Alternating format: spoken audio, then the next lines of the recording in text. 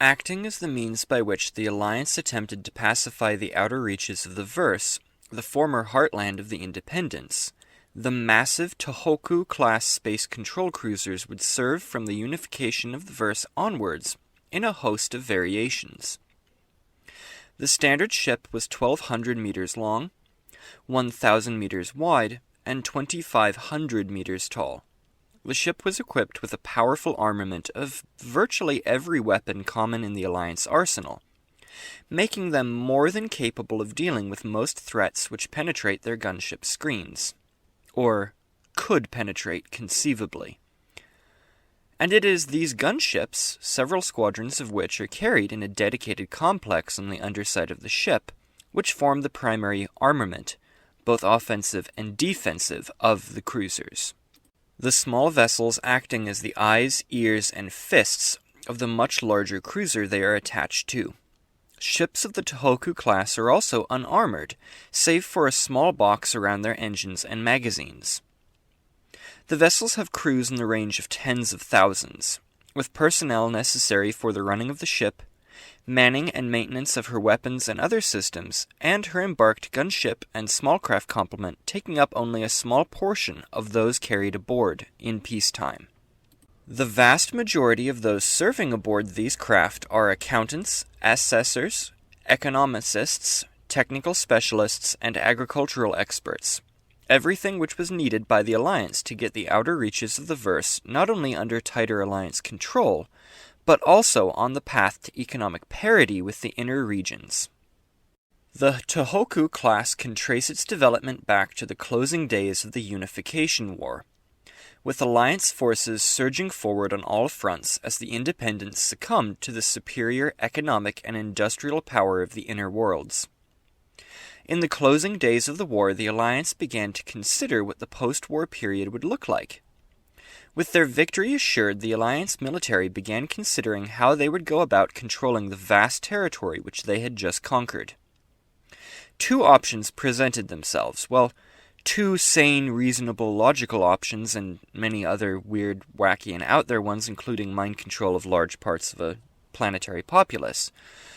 But these were quickly pushed aside as flights of whimsy that were not practical or workable. The first of these practical options, the more expensive, being to construct a vast network of shipyards, supply depots, and garrisons throughout the region. This would have taken an age to complete fully and would have been both highly expensive, time-consuming, and very intrusive for the local inhabitants, reminding them in highly visible fashion of their recent loss and very likely leading to further revolts in the future. The second option, which promised to be much cheaper, less time-consuming, and less visible for the inhabitants of the outer worlds, was to build a series of very large ships which could act as mobile garrison bases and supply depots for Alliance spaceborne vessels and police forces, which could simply hold position most of the time, its small ships patrolling a vast area of space and, when necessary, move to respond to emergencies in different areas as they came up, suppressing rebellions and revolts, responding to disasters, and generally doing what was necessary to preserve Alliance rule in the region would be their daily mission. The first of these ships would begin construction in the final months of the war, as the Battle of Serenity Valley raged on Hera. By war's end, a dozen members of the class were under construction, and once the fighting had concluded, the Alliance Navy began production of the final 36 members of the class as wartime budgets continued for a brief period in the post-war. The 48 ships commissioned by the Alliance would enter service all 2 years after the war's end, greatly lessening military spending in the region as the Alliance pulled back line warships previously used in policing and garrison functions. The class would prove to be highly effective in service, and was well liked by their crews as well, many of whom had never served aboard a ship with such amenities, which in some cases were matched only by the most luxurious starliners. The locals liked the ships somewhat less, though they were somewhat out of sight and thus out of mind for the most part, until there was a demonstration by local miners for greater rights and better working conditions, and Alliance dropships came burning out of the sky to unload a platoon of soldiers and put everything back the way they thought it should be.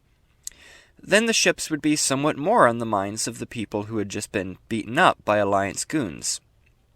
A majority of the ships served largely peacefully, not seeing any serious action aside from the usual policing and garrison duties for which they were designed. But one ship of the class would be lost under mysterious circumstances 7 years after the Unification War's end. The ship's loss and the deaths of her thousands of crew being a highly classified secret in the Alliance, with rumors abounding to explain the ship's loss, ranging from catastrophic reactor failure to alien encounter to Reaver attack being put up to explain what had happened. The Alliance's silence on the issue causing, no doubt, further speculation and worry. Serving as the ideal Alliance space control vessel, the Tohoku class would serve their masters well, though those they acted to control would obviously have different sets of feelings towards these massive vessels. If you enjoyed this video, then consider giving it a like, commenting, subscribing to the channel if you want.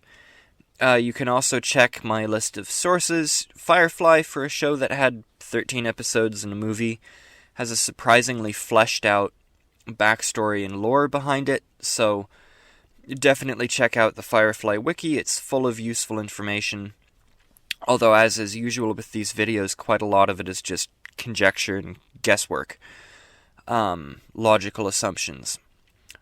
Anyway, if you enjoy this kind of content, I've already said what to do. I don't know where I'm going with this. Oh yes, support the channel on Patreon. You can do that with a link below. Feel free to do so. If you have $1 to spare, that gets you some perks. You'll have to check it out for yourself. It's linked. Anyway, bye.